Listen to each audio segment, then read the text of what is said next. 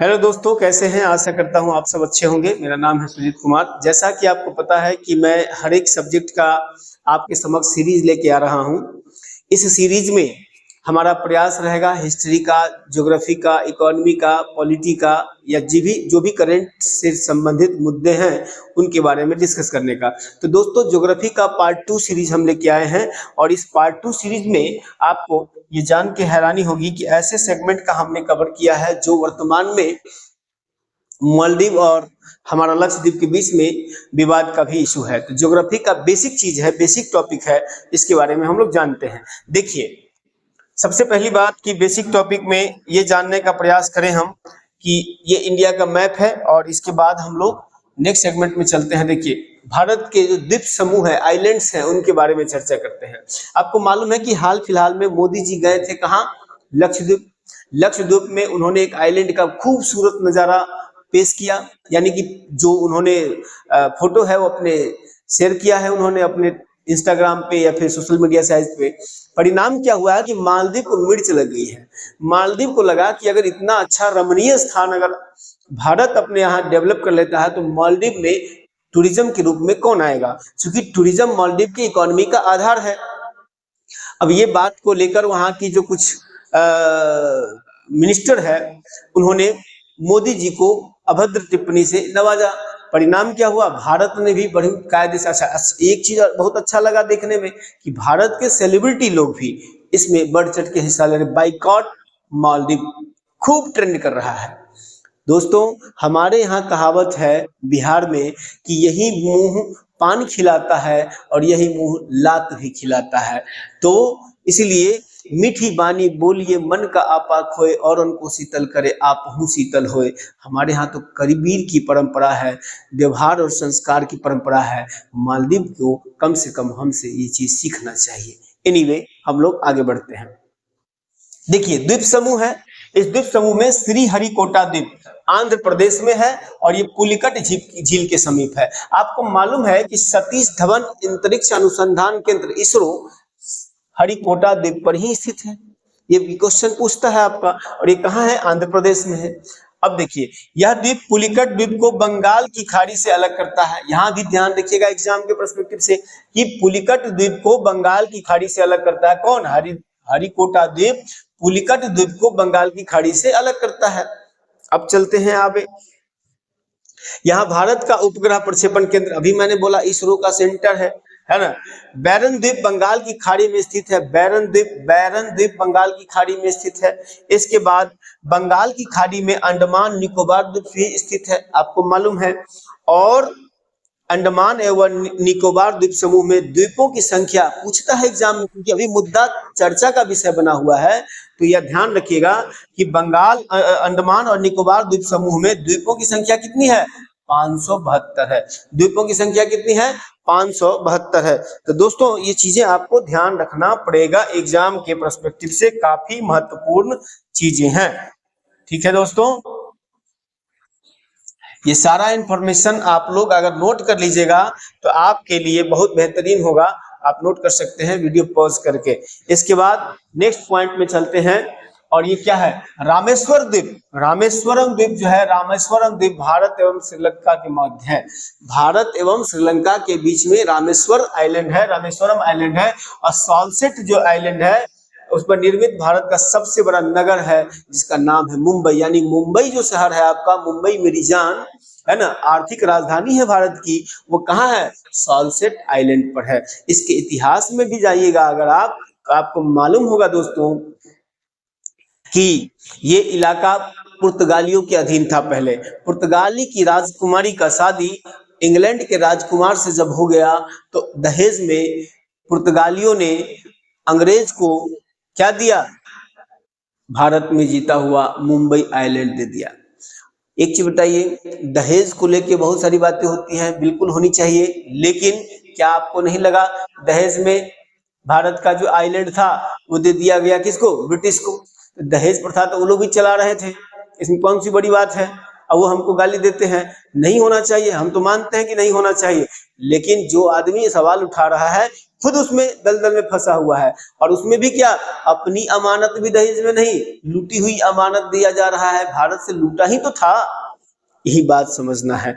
चलिए आगे दोस्तों, आगे बढ़ते हैं। इसके बाद आपका जो सेगमेंट आता है उसका नाम है क्या,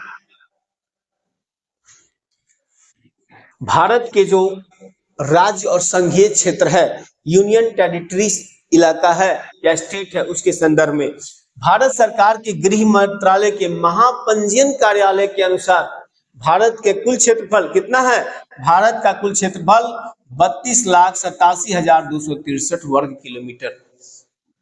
ध्यान रखिएगा, ये किसके अधीन है, गृह मंत्रालय का जो पंजीयन कार्यालय है उसके अकॉर्डिंग भारत का क्षेत्रफल कौन है। अच्छा, मैपिंग वगैरह का जो मामला है वो कौन देखता है, गृह मंत्रालय। यहां से भी क्वेश्चन बनाएगा, इसको भी याद रखिएगा। क्षेत्रफल की दृष्टि से भारत के 3 बड़े राज्य कौन कौन से हैं, राजस्थान, मध्य प्रदेश और महाराष्ट्र।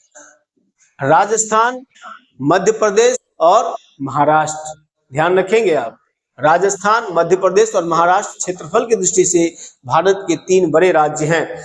उत्तर प्रदेश की सीमा से स्पर्श करने वाले 8 राज्य हैं। कौन कौन से राज्य हैं, एक केंद्र शासित प्रदेश भी है, जो कौन है, हिमाचल प्रदेश, हरियाणा, राजस्थान, मध्य प्रदेश, छत्तीसगढ़, झारखंड, बिहार, उत्तराखंड और केंद्र शासित प्रदेश दिल्ली।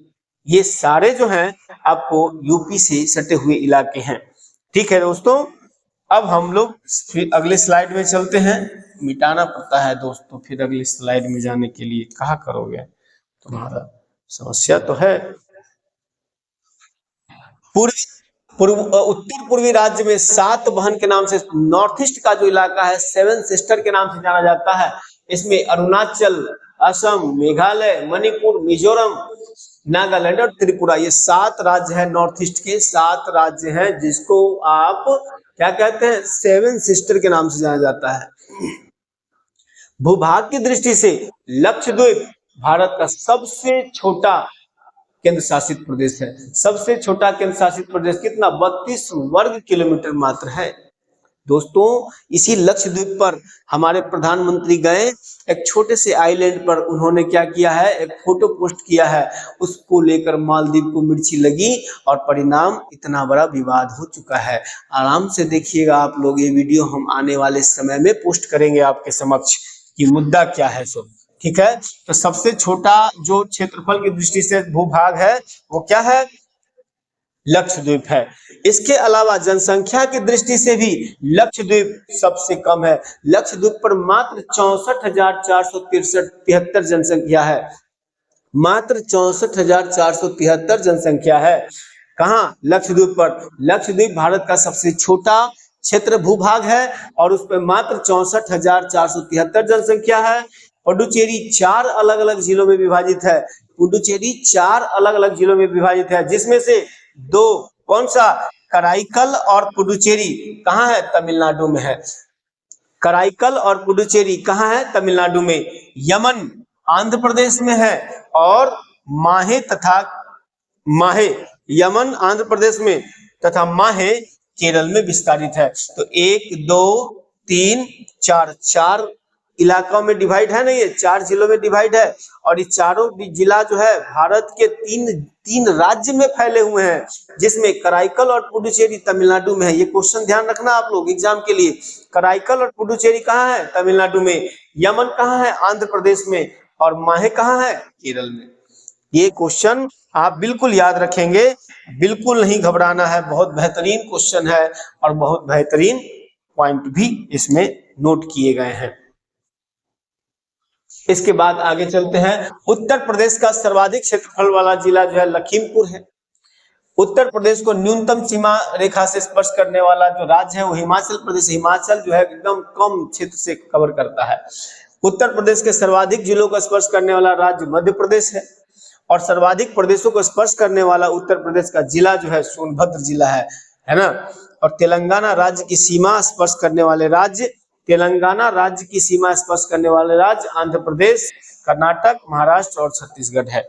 ये सब क्वेश्चन आपके एग्जाम के लिए जरूरी होता है, इसलिए ध्यान रखेंगे आप लोग। इसके बाद जनगणना 2011 के अनुसार जनसंख्या की दृष्टि से भील जनजाति, कौन सी जनजाति? भील जनजाति, ध्यान रखेंगे आप। भील जनजाति समूह भारत का सबसे बड़ा जनजाति है। भारत में अगर ट्राइब सोसाइटी में सबसे ज्यादा पॉपुलेशन किसी की है तो वो है भील समाज, है ना, वो है भील सोसाइटी की। इसके बाद गारो मेघालय की जनजाति है। टोडा, टोडा गारो कहाँ की? मेघालय की। टोडा नीलगिरी पहाड़ी पर निवास करते हैं। इसके बाद सहरिया जनजाति के लोग राजस्थान के निवासी है। इसके बाद सोम्पेन जनजाति निकोबार आइलैंड में है, निकोबार अंडमान निकोबार वाला वो निकोबार में सोम्पेन है। भारत एवं भारतीय उपमहाद्वीप में बोली जाने वाली भाषाओं में, है ना, बोली जाने वाली भाषाओं की संख्या के आधार पर हिंदी के बाद सबसे ज्यादा हिंदी बोली जाती है, उसके बाद बंगाली आता है।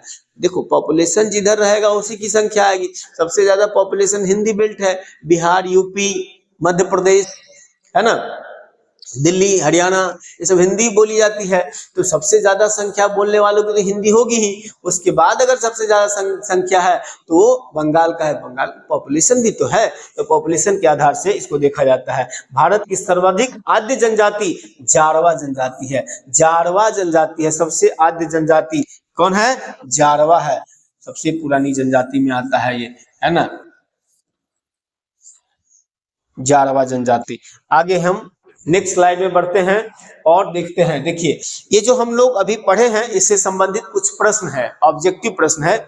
इस ऑब्जेक्टिव प्रश्न को हम लोग सोल्व करते हैं और इससे क्या होगा, मेरा ये प्रयास है कि कुछ सेगमेंट कवर करें और उसके साथ साथ जो प्रीवियस ईयर क्वेश्चन पूछा हुआ क्वेश्चन सब है वो सब क्वेश्चन पर हम लोग काम करें। ठीक है,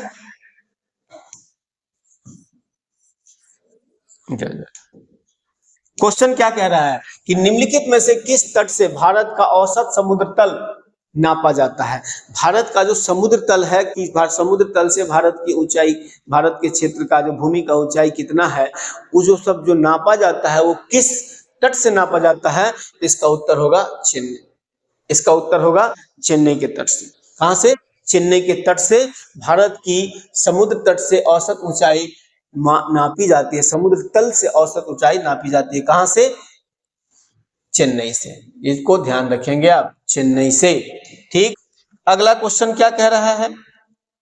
भारत के किस राज्य का समुद्री तट सबसे अधिक लंबा है? ये क्वेश्चन पूछने वाला है। सबसे अधिक तट गुजरात का है। ये 2015-16 में बीपीएससी ने प्रश्न पूछ रखा है इसको कि सबसे लंबा तटवर्ती जो राज्य है वो कौन सा है? वो है गुजरात।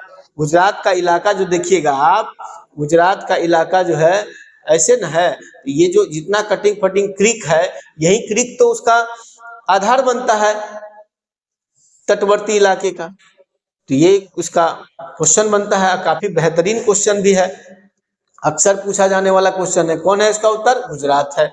इसके बाद आगे बढ़ते हैं हम। निम्नलिखित में से भारत का कौन सा राज्य सर्वाधिक लंबी तट रेखा वाला है? बात वही है, सबसे अधिक कोस्टल इलाका जिसका होगा वही लंबी तट रेखा भी होगा, वो भी गुजरात होगा, इसमें कोई शक नहीं है, गुजरात भी ये भी होगा। भारत का कौन सा राज्य सर्वाधिक लंबी तट रेखा वाला राज्य है? सबसे लंबी तट रेखा वाला राज्य कौन सा है? गुजरात है, इसमें कहीं कोई शक नहीं है, ये भी गुजरात उत्तर होगा इसका। भारत में कितने राज्य तट रेखा से लगे हैं? भारत में कितने राज्य तट रेखा से लगे हैं? बताइए कितने राज्य हैं? 10 राज्य हैं। कितने राज्य हैं? 10 राज्य। इसमें कोई शक नहीं है, 10 राज्य है। काउंट कर लीजिएगा तो जोड़ते हैं, हम बताते हैं। देखिए पश्चिम से, पश्चिम उत्तर से आइए। देखिए गुजरात है,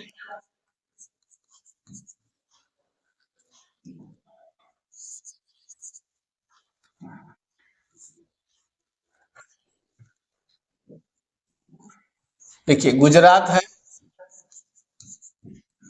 गुजरात के बाद अगर आप नीचे आइएगा तो क्या हो जाएगा? महाराष्ट्र है। महाराष्ट्र के बाद और नीचे आइए, महाराष्ट्र के बाद और नीचे आइए तो उसमें क्या मिल जाएगा आपको? गोवा। गोवा के बाद और नीचे आइएगा तो क्या मिलेगा? कर्नाटक।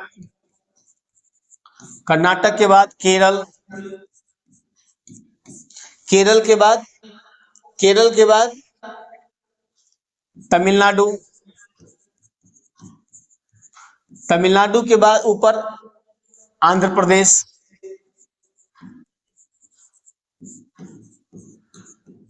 आंध्र प्रदेश के ऊपर उड़ीसा,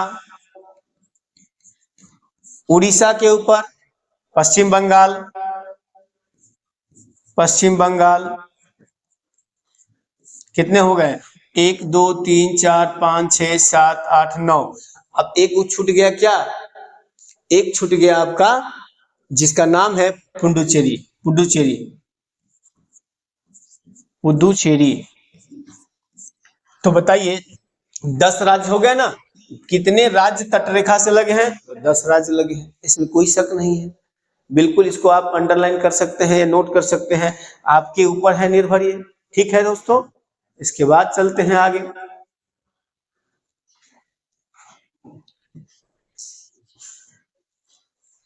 छठा नंबर, भारत में तटीय राज्यों की संख्या। देखिए ये क्वेश्चन फुल क्वेश्चन है, इसे अभी तो हम लोग चर्चा की है 10 नंबर, 10 राज्य है, तो इसको आगे बढ़ते हैं। भारतवर्ष की पश्चिमी तटीय, भारतवर्ष की पश्चिमी तटीय निम्नलिखित शहरों पर विचार कीजिए। क्या है? जंजीरा, कन्नूर, नागरकोइल और सिंधुदुर्ग। क्या कह रहा है इसको? उत्तर से दक्षिण सही क्रम में लगाना है। तो उत्तर से दक्षिण सही क्रम में लगाना है, तो हमको बताइए इसका उत्तर क्या होगा? उत्तर से दक्षिण सही क्रम में लगाने के थोड़ा सोचिए, सोचने के बाद हम तो बताएंगे ही, सोचिए पहले। देखिए सबसे पहले जंजीरा आएगा, जंजीरा आएगा, तो जंजीरा आएगा तो इसमें 3 है, ए सी और डी तीनों है, जंजीरा आएगा। इसके बाद नंबर 1 पर जंजीरा, इसके बाद नंबर 2 पर देखिए नागरहोल इधर आएगा, कुन्नूर इधर चला आएगा, तो सिंधुदुर्ग होगा दूसरे नंबर पे, सिंधुदुर्ग होगा, है ना। और तीसरे नंबर पे क्या हो जाएगा? फिर कन्नूर होगा, कन्नूर होगा तीसरे नंबर पर, और चौथे नंबर पर नागरहोल हो जाएगा। यानी कि उत्तर डी होगा आंसर। क्या होगा? उत्तर डी होगा। इसको ध्यान रखिएगा दोस्तों, ये सब क्वेश्चन काफी कॉन्सेप्चुअल है, बिना क्वेश्चन का मतलब बिना कॉन्सेप्ट का ये उत्तर बनेगा नहीं, इसीलिए हम बता रहे हैं इसका उत्तर क्या होगा? डी उत्तर हो जाएगा। पहले जंजीरा है, इसके बाद सिंधुदुर्ग है, सिंधुदुर्ग है, जंजीरा है, इसके बाद जो है कुन्नूर है, तब नागरकोइल है। ठीक, इसके बाद अगला स्लाइड में चलते हैं। निम्नलिखित में से किसे केप कोमोरिन के नाम से जाना जाता है? केप कोमोरिन के नाम से किसे जाना जाता है? कन्याकुमारी को। केप कोमोरिन के नाम से किसे जाना जाता है? कन्याकुमारी को। कन्याकुमारी को केप कोमोरिन के नाम से जाना जाता है। ये क्वेश्चन भी बिल्कुल याद रखिएगा, ये सब क्वेश्चन हम आपको इसलिए बता रहे हैं कि हर एग्जाम में आता है। Cape Comorin, Kanyakumari, Cape Comorin, Kanyakumari. आगे बढ़ते हैं नेक्स्ट स्लाइड में। नेक्स्ट क्वेश्चन देखें क्या है। निम्नलिखित में से किस द्वीप युग्म को 10 डिग्री चैनल द्वारा अलग करता है? 10 डिग्री चैनल किस आइलैंड को अलग करता है? सिंपल सी बात है, दक्षिणी अंडमान और लिटिल अंडमान को। किसको करता है? दक्षिणी अंडमान और लिटिल अंडमान को।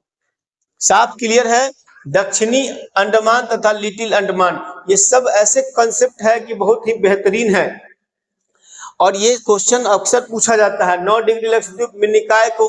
तो इसीलिए हम इस पे क्वेश्चन बनाए हैं। इससे पहले ज्योग्राफी पार्ट 1, ज्योग्राफी का जो मेरा पार्ट 1 है, बेसिक जानकारी ज्योग्राफी भारतीय भूगोल का प्रमुख जानकारी में, उसमें अब देखिएगा इसके बारे में क्या डिग्री चैनल कौन सी एरिया को कवर करता है, ये क्वेश्चन भी हमने दिया हुआ है। इसके बाद 9 नंबर 10 डिग्री चैनल किसको अलग करता है?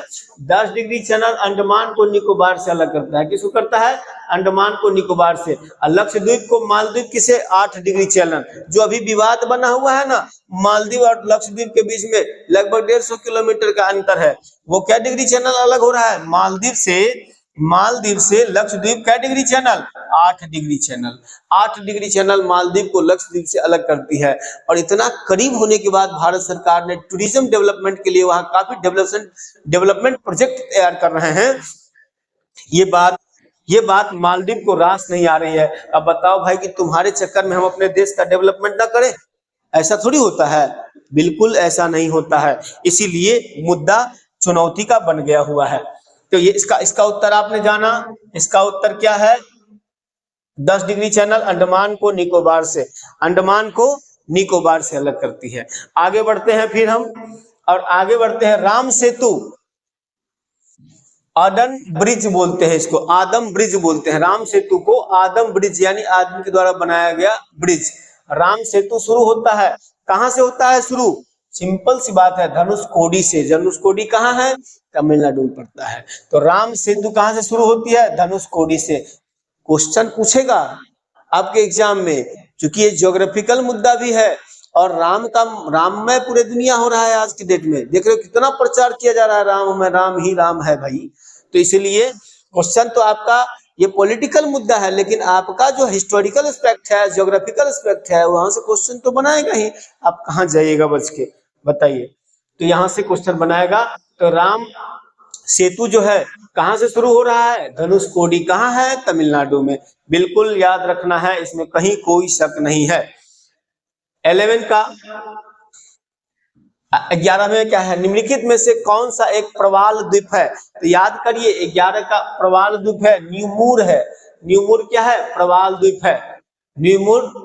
न्यूमूर जो है वो प्रवाल द्वीप के उदाहरण है। सिंपल सी बात है, न्यूमूर प्रवाल द्वीप के उदाहरण है, यानी ए आंसर इसका होगा, ए। ध्यान रखेंगे।